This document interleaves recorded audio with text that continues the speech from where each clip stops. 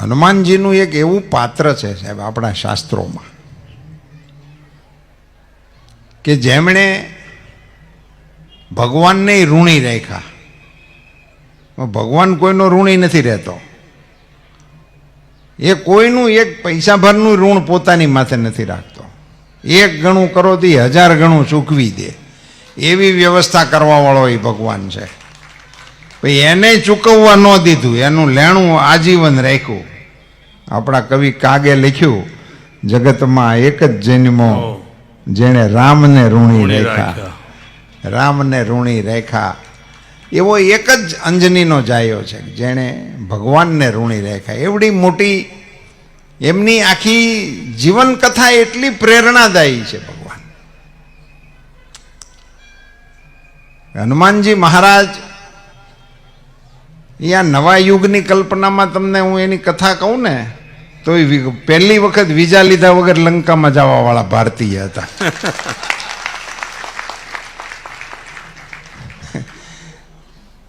નવી સિરીઝ પ્રમાણે કેવું હોય તે પહેલી સર્જિકલ સ્ટ્રાઇક હતી.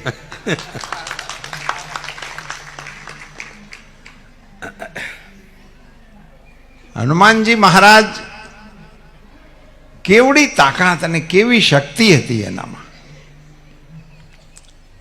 એમને ના પાડવી પડી. હનુમાનજી મહારાજે લંકામાં જાતા પહેલા કીધું તા લડાઈ વડાઈની કોઈ જરૂરત નહોતી. કિષ્કિંધા કાંડની અંતિમ ચોપાઈ અહીંયાથી શાસ્ત્રીજીએ આપણે એનું સ્મરણ અવશ્ય કરાવ્યું છે. કાચુપ સાધી રહ્યો બલવાના, પવન તનય બલ પવન સમાના. આખી સભા ક્ષોભવસ્ત બેઠી હતી કે સામે છે લંકા પણ જાવું કેમ? 100 જોજનનો દરિયો. કોઈ કે હું ઠેકડો મારું તો અડધે પૂગું, કોઈ કે હું પોગી તો જાઉં પણ પાછો ન આવી શકું. આવી બધી ચર્ચા વિચારણા હાલતી હતી. એમાં હનુમાનજી મહારાજ ચૂપ બેઠા હતા. એમાં ભાગ નહોતા લેતા. એ સભામાં જાંબુવંતજી હતા જે સૌથી વડીલ હતા. અહીંયા જેમ ફૂલા બાપાનું નામ કોઈ કે લીધું એમ એમની સભામાં પણ એવા વરિષ્ઠ વ્યક્તિ તરીકે જાંબુવંતજી હતા. એમણે કહ્યું કે રામ કાજ લગી તવ અવતારા, કાચુપ સાધી રહેવું બલવાના, પવન તનય બલ પવન સમાના. એટલું કીધું ને હનુમાનજી બેઠા થયા. કનક ભૂધરાકાર શરીરા, સમર ભયંકર અતિ બલબીરા. સુવર્ણના પહાડ જેવું શરીર પ્રગટ કરીને ત્રાડ નાખીને કીધું આજ્ઞા કરો, સીતાજીને તો લેતો આવું પણ લંકાને આખીને લેતો આવું, કુળ સમેત રાવણને મારી નાખો. ત્યાં હતા એને બધા સમજાવવા પીડ્યા કે તમારે આવું કાંઈ કરવાનું નથી, ખાલી સમાચાર લઈ આવો સીતાજી ત્યાં છે, એટલું જ કામ તમારે કરવાનું છે. એવી ના પાડીને મોકલ્યા હતા તોય હળગાવીને આવ્યા. એવા હનુમાનજી મહારાજ કેવું પાત્ર. ભગવાનને જ્યારે જ્યારે મુશ્કેલી પડી ત્યારે ત્યારે એને મદદ કરવાનું પાત્ર, એનું નામ હનુમાનજી મહારાજ. ભગવાનને બ્રહ્મને મુશ્કેલી પડે ત્યારે ત્યારે હનુમાનજી એની મદદે આવે. ભગવાનની આંખમાંથી આહુડા પડી ગયા યુદ્ધના મેદાનમાં. લક્ષ્મણજી ઘાયલ થઈ ગયા. પણ એ વખતની વ્યવસ્થા વિચારવા જેવી છે. આપણે થોડુંક આમ બાંધણની દિશામાં જોયા રાખીએ છીએ. જો ત્યાંનો મેડિકલ ઓફિસર છે એને બોલાવવામાં આવ્યો હતો.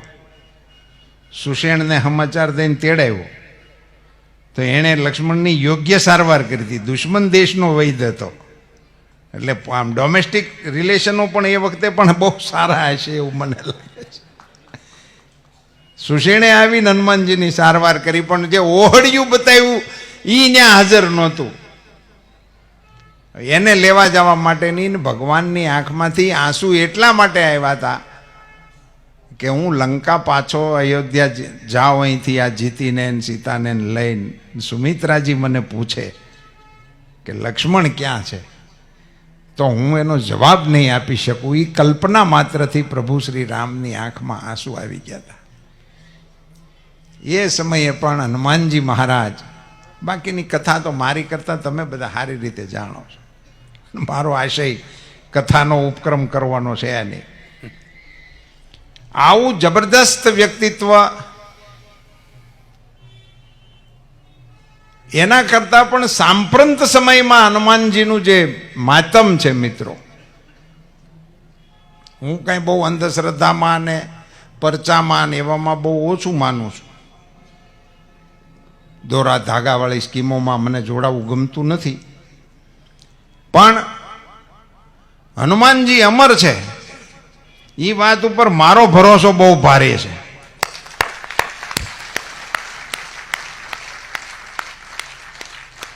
એનું કારણ રામચરિત માનસમાં માં સીતાજીએ એમને આશીર્વાદ આપેલા છે. અજર અમર ગુણ નિધિ સુત હો, આશીર્વાદ આપ્યા છે. લંકાના એ બગીચામાં, અશોક વાટિકામાં ભગવાન પ્રગટ થયા અને હનુમાનજીનું એ વખતની સીતાજી સાથેના સંવાદથી એટલા પ્રસન્ન થઈ ગયા માતાજી કે માતાજીએ એમને આશીર્વાદ આપી દીધા કે અજર અમર ગુણ નિધિ સુત હો. એ અજર અમરના આશીર્વાદ છે માં ભગવતીના, એટલા માટે હનુમાનજી અમર છે. એટલે વાત આપણને ખૂબ ગમે કે માતાજીના આશીર્વાદમાં આવી અમોઘ તાકાત છે. ભગવાન રામ અજર અમરનું આશીર્વાદ ન આપી શકાય. કામ એના કર્યા જાજા, માતાજીનું કામ એને બહુ ઓછા કર્યા. કામ બધા ભગવાનના કર્યા, પણ આશીર્વાદ માતાજી આપે. આ પિતાજીનું અઘરું કામકાજ હોય છે તો બધા છોકરાઓને ખબર જ હોય. પણ માં બીજા વગડાના, એટલે માએ આશીર્વાદ આપ્યા. સીતાજીએ જે હનુમાનજીને આશીર્વાદ આપ્યા એ પ્રસંગને મારી ભાવનાથી આપની સામે રજૂ કરતો હતો. ભગવાનની મુદ્રિકા નાખી અને સીતાજીએ પરિચય કર્યો અને પછી જે પ્રસન્ન થયા માતાજી, તો માતાજીએ એને અજર અમર ગુણ નિધિ સુત હો એવા જે આશીર્વાદ આપ્યા એને કારણે હનુમાનજી મહારાજ એ અમર છે. અને એટલા માટે સાંપ્રત સમયમાં પણ એ દેવની ઉપાસના કરવાથી આપણી આધિ વ્યાધિ દૂર થાય, એમાં કોઈ સંશય રાખવાની જરૂર નથી. તુલસીદાસજીએ એવી સાક્ષી પણ આપતા ગયા, જો યહ પટે હનુમાન ચાલીસા હોય સિદ્ધિ સાખી ગૌરીશા. ભગવાન શિવજીને સાક્ષી બનાવીને લખતા ગયા છે. આપણે બધા મોટા ભાગે પ્રશ્નો શું કરે રાખે, એવું કંઈ થાય નહીં, પણ કર્યું છે કોઈ દી? સાચા દિલથી નામ લીધું છે કોઈ દી? હાથેથી ગોળ ને ઘૂઘરી હાથે ખવડાવો ને તો ગાય હોત ને તમારો હાથ સાંભળીને પાછી વળે. તો જાનવર છે ને. આપણા બળદિયા હોય તો એ આપણો હાથ સાંભળીને પાછા વળે, ડસકારો કરો તો પાછા તરી જાય. આ તો આપણો જ અનુભવ છે ને. તો ગાય ને બળદિયા ડસકારે જો પાછા વળતા હોય તો આ તો 14 બ્રહ્માંડનો નાયક છે. તમારા મનમાં વિચાર કરો, ન સાંભળે તો 100% માનવું કે આપણા વિચારમાં કોઈ ખામી છે, એમાં કોઈ ખામી ગોતવા ના જવાય. પણ મારે આપ સૌના માયાળુ ધ્યાને એક વાત મૂકવી છે કે જ્યારે રામકથાનું આલેખન થયું હશે અને એ પાત્રો પૃથ્વી ઉપર હયાત હશે, જ્યારે દર્શન ચાલુ હતું, એવી પણ આમાં બધી કથામાં જો નિરાતે કોઈક રસ લ્યો ને તો બહુ રસપૂર્ણ રીતે વિગતો મળે. સીતાજીની શોધમાં ભગવાન શ્રી રામ વિહવળ થઈને વનમાં ફરતા હતા. એ વખતે પાર્વતીજી અને શિવ એમને હામાં મળ્યા. એટલે ટેલિવિઝનના દ્રશ્યની જેમ આપણને કથા તુલસીદાસજી કહ્યું કે જ્યારે આમ રામ ફરતા હતા અને ઝાડવાને પૂછતા હતા, ત્યારે માતાજી એને પૂછ્યું શિવજીને કે આ કોણ છે. જુઓ તમે કથાનું કેટલી સુંદર રીતે તુલસીદાસજીએ આરોપણ કર્યું છે. લાઈવ દ્રશ્યને આપણી સામે મૂકવા માટેનો પ્રયાસ કર્યો છે. અને ભગવાન શિવજીએ કહ્યું એ જ રામ જેનું હું નિયમિત જપ કરું છું એ જ ભગવાન છે.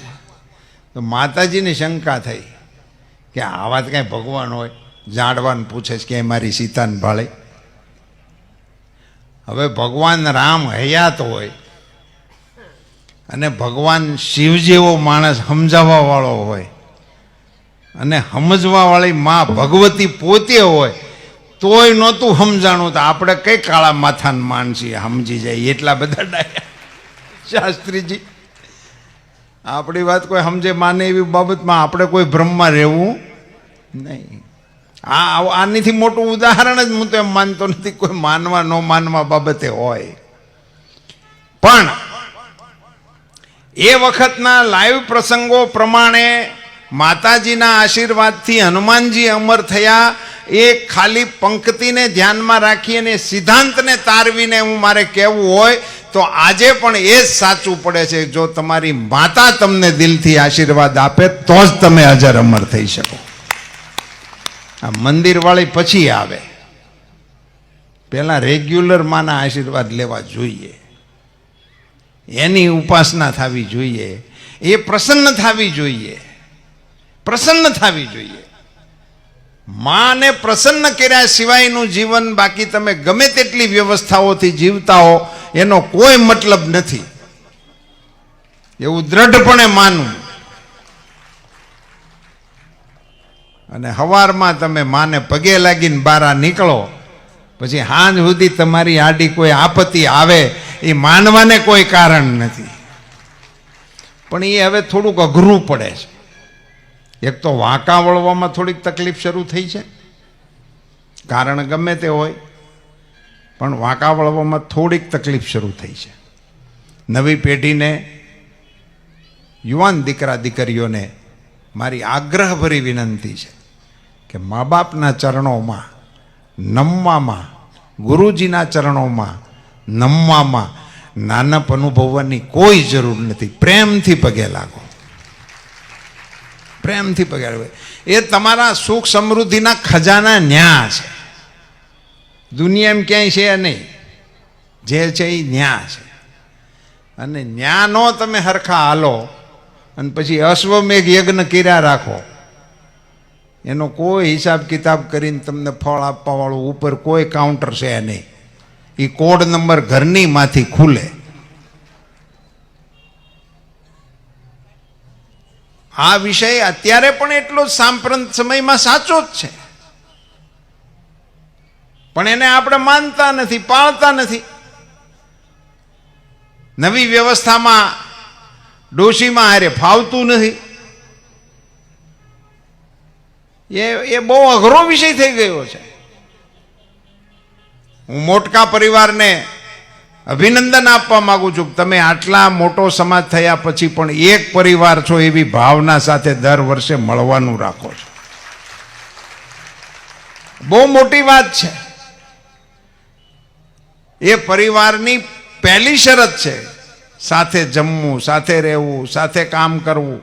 ઓમ સહનાવવતુ સહનૌ ભુનક્તુ સહ વીર્યમ કરવાવહે. એ આપણે પ્રાર્થના કર્યા રાખીએ અને ભેગું કોઈની હારે પાલવે નહીં. એટલે આપણે વાત બીજી કરીએ ને હાલીએ બીજી દિશામાં. પરિવાર જેવું મજબૂત સાધન ભારતીય સંસ્કૃતિમાં બીજું કોઈ નથી. આપણા દેશની મહાનતા જ આપણી કુટુંબ વ્યવસ્થામાં હતી.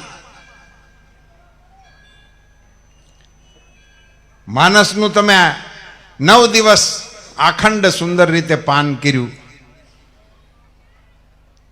કઈ કઈના પાત્ર અંગે કેટલીય મગજમાં ધારણાઓ આડી નવળી બંધાણી છે, પણ આખી રામાયણમાં એવું ક્યાંય નથી આવતું કે આ ઘટના પીણ્યા પછી નોખા થઈ ગયા. એ અયોધ્યામાં રામ આવે છે ને તો સૌથી પહેલા મળવા માટે કઈ કઈ માન્યા જાય છે. 14 વર્ષનો વનવાસ વિતાવીને પાછા આવ્યા ને નિમિત્તમાં કઈ કઈને આપણે ગણીએ છીએ તો એની માથે તો ખીજ ન સડી હોય કે 1.5 મહિના કેળે મળવા જાય એવું ન થાય. એને બદલે સૌથી પહેલા કૌશલ્યાને મળતા પહેલા શ્રી રામ માતા કૈકેયીને મળે છે. આ આપણી કુટુંબ વ્યવસ્થા છે. આનું નામ કુટુંબ વ્યવસ્થા છે. કુટુંબમાં કોક નાનું મોટું આગુ પાછું થાય કે મોટા હોય તો ભૂલથી કે હાચુકલું કે તો પણ એનું મનમાં ખોટું લગાડીને એમની પ્રત્યે અનાદર ન કરવો, એ આપણને રામાયણમાંથી કુટુંબ જીવનના પાઠ શીખડાવે છે. વનવાસ તો રામને આપ્યો હતો, ભરત હાટું આપ્યો હતો, તો ભરત કાંઈ અયોધ્યામાં ગાદીએ બેઠો નહીં.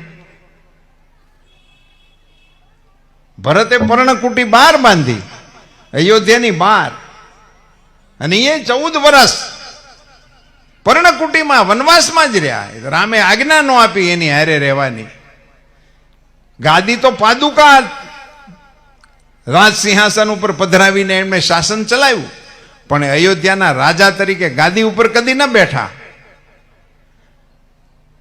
એ કથાથી આપણે રોમાંચિત થાય છે, આપણને આનંદ આવે છે, પણ એકલા બેઠા હોય ત્યારે ક્યારેક વિચારવું જોઈએ કે આપણે આપણા ભાઈઓ માટે આપણે શું વિચારીએ છીએ. કંપનીમાં ટકાવારીમાં શું માથાકૂટ હાલે છે, શેઢામાં નાના મોટી બાબતોમાં શું વાંધા હાલે છે, નોખા થયા પછીની શું પરિસ્થિતિ છે, એ થોડુંક વિચારવું જોઈએ. અને એમાં થોડુંક મોટું મન રાખવું જોઈએ, જેથી કરીને પરિવાર છે ને એ જ આપણી શક્તિ છે. એ કુટુંબ જીવન એ જ તમારી તાકાત છે. આ દીકરા દીકરીઓમાં કેટલાય સંસ્કાર તો સંયુક્ત કુટુંબને કારણે જ આવે, જે હવે નહીં હોવાને કારણે એને આખી વિદ્યા શાખાઓમાં હોહરવા નીકળી જાય. એમને અમેરિકા જઈને મોટી મોટી ડિગ્રીઓ લઈને પાછા આવે, બાપની સામે ઊભા રહીને હેલો કરે, કારણ કે હોહરવા હળંગ એક ધારા સિસ્ટમમાં વી ગયા. એ કુટુંબમાં રહ્યા જ નથી, એટલે એને ખબર ન હોય ને. કોકનું પાણી અપાય, કોઈના પગ દબાવાય, કોકનું માથું દબાવાય, કોકને દવા પવાય, કોકને નવડાવાય, કોકને કપડાની ઇસ્ત્રી કરી દેવાય. આ બધું કરવાનો એને વારો જ ન આવ્યો હોય. એટલે વાલી તરીકે ઘણા મને ફરિયાદ કરતા હોય છે કે અમારા દીકરા હવે કયામાં નથી. પણ એ કયામાં રે એવું તે એને કોઈ દી દેખાડ્યું છે? એ છોકરાઓને સમજાવવાથી ન શીખે. અમારા ભાષણથી કોઈ બાળકો કાંઈ શીખવાના છે જ નહીં, એની મને પાકી ખબર છે. ભાષણ છોકરા સાંભળતા જ નથી, એને ભાષણ સાંભળવા ગમતાય નથી. આ તમને કહી દઉં, એટલે ભાષણ ખોરો એ પણ ચેતી જવા જેવું છે. હવે નવી પેઢી સાંભળવાની છે જ નહીં.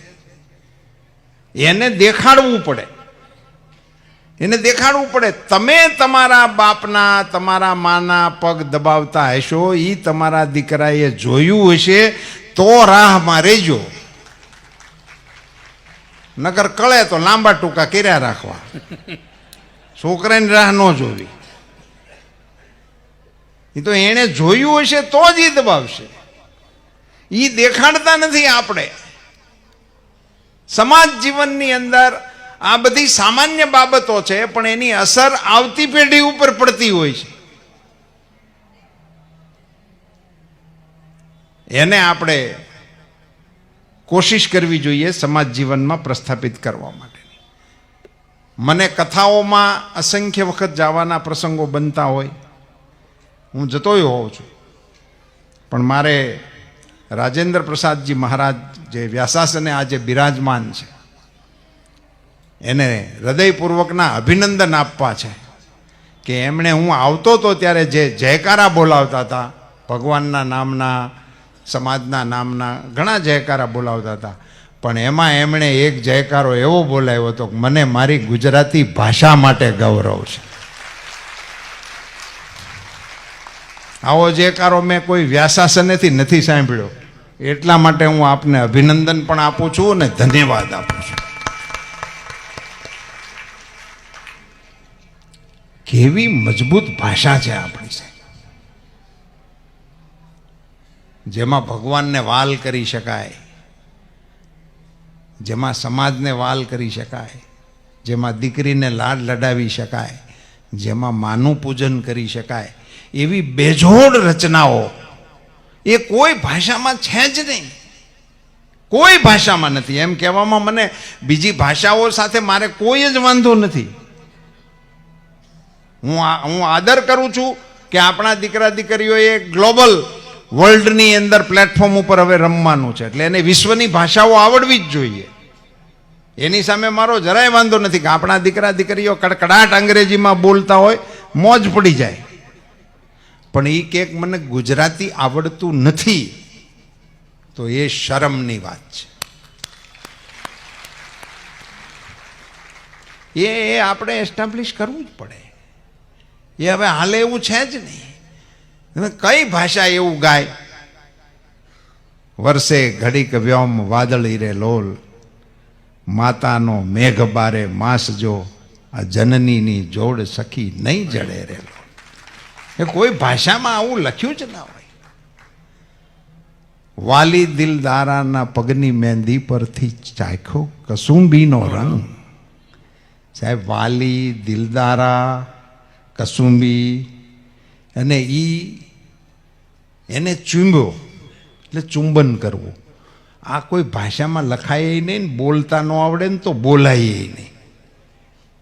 સભાક્ષોભ થાય.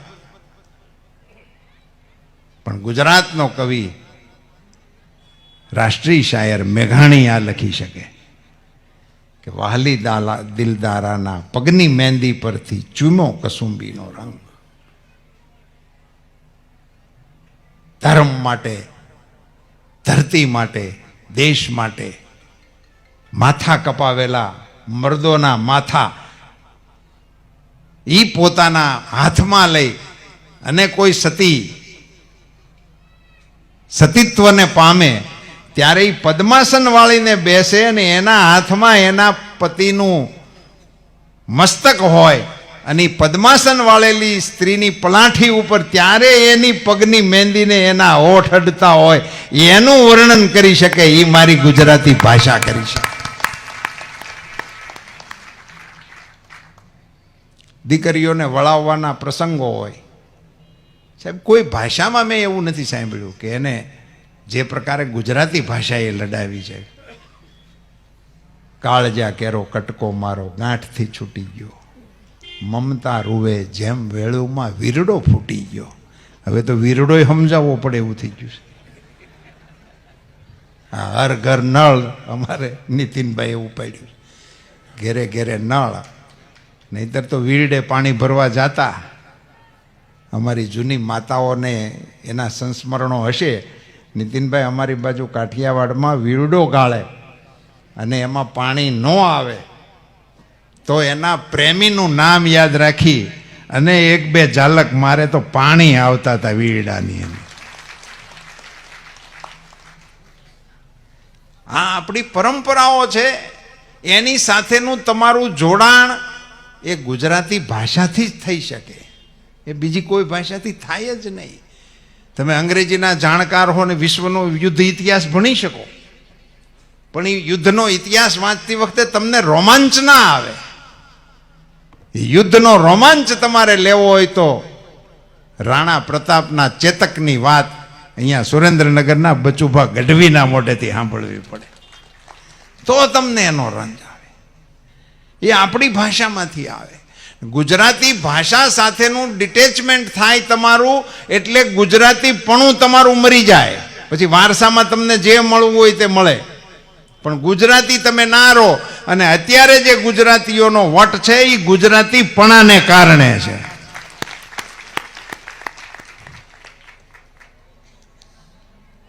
એ ગુજરાતી ભાષા એ આપણું ખૂબ જ અગત્યનું, આપણી ત્રણ માતાઓ ગણાય: માતૃભાષા, માતૃભૂમિ અને એક આપણને જન્મ દેનારી માતા. આ ત્રણેય માતાઓનું ખૂબ મહત્વ છે. મને ખૂબ રાજીપો થયો કે મારા દેશની વ્યાસપીઠ એ ગુજરાતી ભાષાના ગૌરવની વાત વ્યાસપીઠ ઉપરથી કરે છે. એ આપણું સદભાગ્ય છે.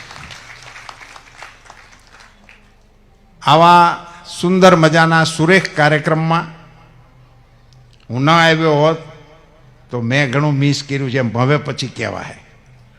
નહીં તો આપણે આવ્યા જ નહોતા ને આપણને શું ખબર હોય શું થાય છે. જંગલ મેં મોર નાચા. મોટકા પરિવારે મને આમંત્રણ આપ્યું, આપ સૌની વચ્ચે આવવાનું થયું. સમાજ જીવનના તાણાવાણાને પારિવારિક પરિબળ સાથે જોડીને એને કથાના માધ્યમ સાથે આપ સૌ જે રીતે વિકાસ કરી રહ્યા છો, મને કહેવા દો કે શાસ્ત્રીજી કહેતા હતા કે કોઈ કહે કે શું કર્યું, તો જાઓ અયોધ્યા, જાઓ કાશી, એ જરૂર કહેજો. તીર્થોનો સારો વિકાસ થાય એ સ્વાભાવિક છે, અને ત્યાં થાય છે એવું અહીંયા થાય છે.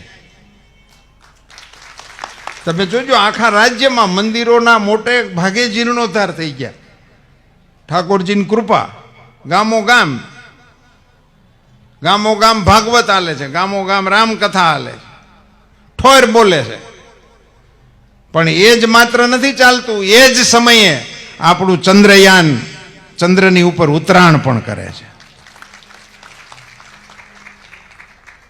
એ જ વખતે વિશ્વની અંદર 5મા અર્થતંત્ર તરીકે ભારતનો વટ પડે છે. હમણાં વર્લ્ડ બેંકે એક આંકડો બહાર પાડ્યો, નાણાં વિભાગમાં મારી કરતા નીતિનભાઈને જાજી ખબર પડે.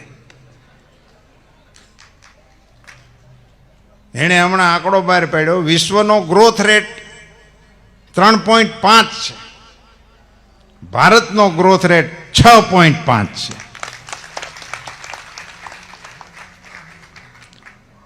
ને આ બધા ઘણી બધી ઘટનાઓના સાક્ષી છો. કેવી કેવી ઘટનાઓ વિશ્વના રંગમંચ ઉપર થઈ ચૂકી. દુનિયા બાજવામાં પડી છે, મરો મારો બાજવું જ છે, ગમે તે બાને બાજવું જ છે, એવો એક માહોલ હાલે છે. મને તેમ થાય કે હવે આપણા વિકસિત સમયમાં છીએ કે અવિકસિત સમયમાં છીએ. બાખડે બીજાને પીડા આપણને ભોગવવી પડે છે. યુક્રેન રશિયાવાળા બાઈજા, આખી દુનિયા સમજાવવા ગઈ, કોઈનું માનતા જ નથી, ઠાકતાય નથી,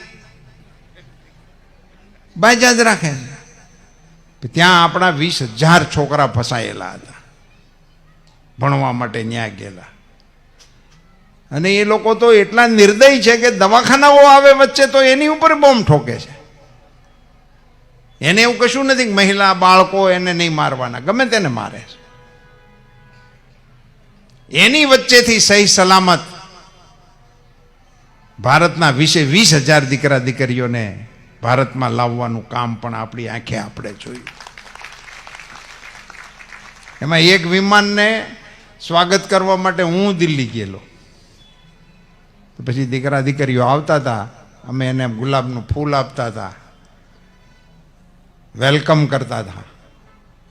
મેં એક દીકરાને પૂછ્યું, મેં કીધું બેટા આવી બહાટીમાંથી તમે એમ કેમ બારા કેમ નીકળ્યા, ત્યાં શું હતું, કેવી સ્થિતિ હતી?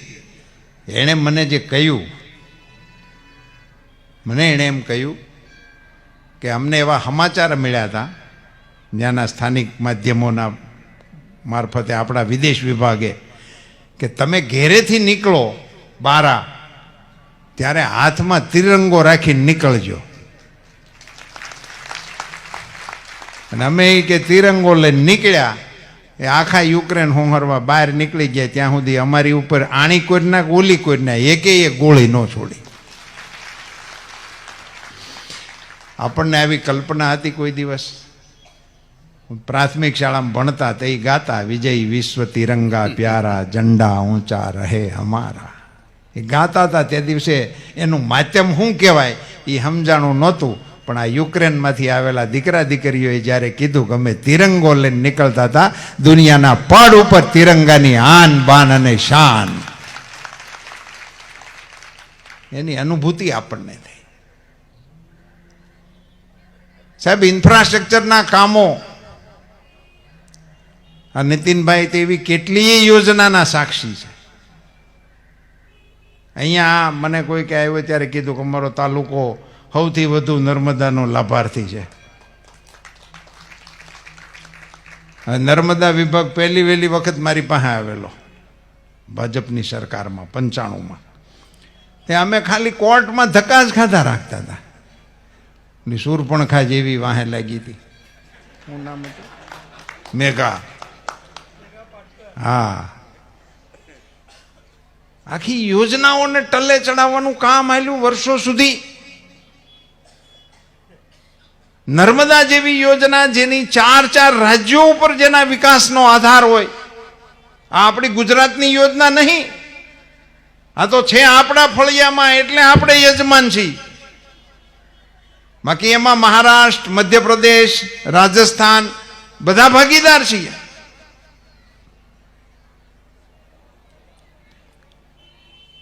અને એ આખી યોજનાને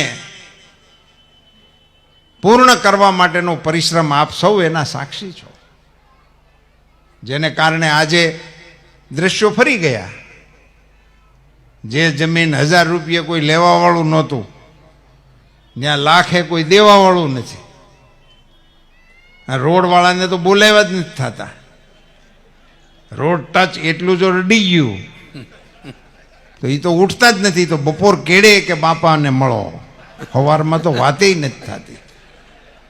માતાજીની દયા અને વડીલોએ જે મહેનત કરી હતી એનું ફળ આવ્યું, આપણે એમ માનીએ. પણ આ બધો પુરુષાર્થ વિકાસની યાત્રા છે મિત્રો. અને મારે મોટકા પરિવારને ધન્યવાદ આપવો જોઈએ કે તમે પરિવાર તરીકે પણ આ વિકાસ યાત્રામાં જોડાવા માટેનું એક બિલીપત્ર આપવાનું કામ કરો છો. આ રીતે સમાજ જીવનમાં જો બધા સંગઠિત થઈ અને નાના ફિરકાઓ પોતપોતાના સમાજને નેતૃત્વ કરાવવાની દિશામાં આગળ વધે તો મોદી સાહેબ કહે છે ને, સબકા સાથ, સબકા વિકાસ, સબકા વિશ્વાસ. અને હવે પછી તમે જે કરો છો ને એ આવે સબકા પ્રયાસ. બધાનો પ્રયાસ થવો જોઈએ ને. સરકાર સરકારનું કરે, આપણે આપણું કરીએ. લડાઈ તો હાલતી હતી રામ અને રાવણની, એમાં જટાયુનું નોતરું નહોતું કે ભાઈ તારે લડવાનું છે, એવું એને કોઈ સમાચાર નહોતા આપ્યા. આપણે ઘણી વખત કહીએ છીએ ને, મને ક્યાં કીધું, મને ક્યાં બોલાવ્યો છે, મારું ક્યાં ફુલારમાં નામ છે, એવું બધું આપણે બહુ હાલે. આ જટાયુનું આમંત્રણમાંય નામ નહોતું, વિશિષ્ટ અતિથિમાંય નામ નહોતું, અને ધીંગાણું એણે કર્યું. એને કહેવાય સબકા પ્રયાસ. જ્યાં ઊભા હોય ત્યાંથી આપણે આપણા રાષ્ટ્ર માટે કંઈક કરીએ, આપણા સમાજ માટે કંઈક કરીએ, આપણા ગામ માટે કંઈક કરીએ, આપણા પોતાના માટે કંઈક કરીએ. કોકને ન નડીએ તો બહુ કરીએ. આવો સુંદર સમય, મને કહેવામાં જરાય સંકોચ નથી કે આપણી કલ્પના છે કે સારું રાજ્ય એટલે રામ રાજ્ય. એને માટેનો શબ્દ આપણે ત્યાં રામ રાજ્ય આવે તો બહુ સારું. એવી આપણે કથાઓ, એટલે જ શાસ્ત્રીજીએ, હું આવ્યો ત્યારે રાજ્યાભિષેક કરાવીને કથાને વિરામ આપ્યો. રામ રાજા એ આપણી કલ્પના છે, અને એવું કરવા માટેનો પ્રયાસ આપણે સૌ જોઈ રહ્યા છીએ. હું તો એમ કહીશ કે જોઈ રહ્યા છીએ એટલું નહીં, અનુભવી રહ્યા છે. અને જ્યારે આપણે એવી અનુભૂતિ કરતા હોઈએ ત્યારે સમાજ જીવનમાં આ પ્રકારના શિસ્તબદ્ધ રીતે પ્રયાસો કરવાનો જે આયોજન થાય છે એ પ્રશંસાને પાત્ર છે. હું આયોજકોને હૃદયપૂર્વકના અભિનંદન આપું છું. સૌ પરિવારજનોને મારા જાજાથી જય સિયારામ. બધાને ખૂબ રામ રામ.